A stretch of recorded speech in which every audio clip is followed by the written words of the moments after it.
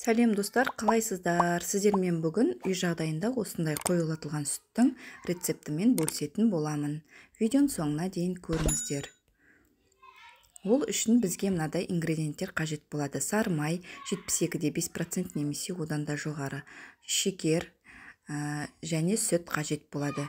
Егер де үйлеріңізде аяқ астынан сгущенка болмай қалған жағдайда осы тәсілмен жасап көрсеңіздер болады. Өте керемет болып шығады. Кәдімгі қарапайым сгущенканың рецепті шығатын болады. Ол үшін барлығын араластырып, жай отта, газда, жай отта жақсылап араластырып, қыздырып алатын боламыз.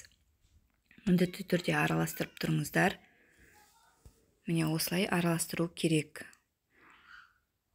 Жақсылап араластырып, қайнағаннан кейін 10 минуттай пісіріп алатын боламыз. Яғни қайнатамыз, содан кейін міндетті түрде 10 минут газдың үстінде ұстап қайнататын боламыз.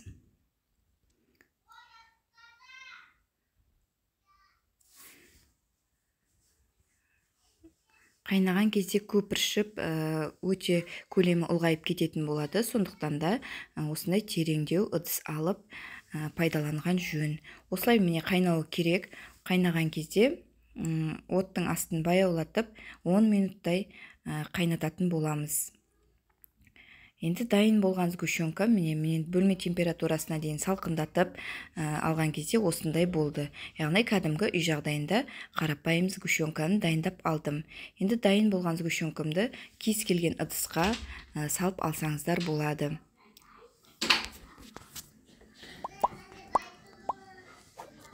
Міне, менде осындай сгущенка шықты.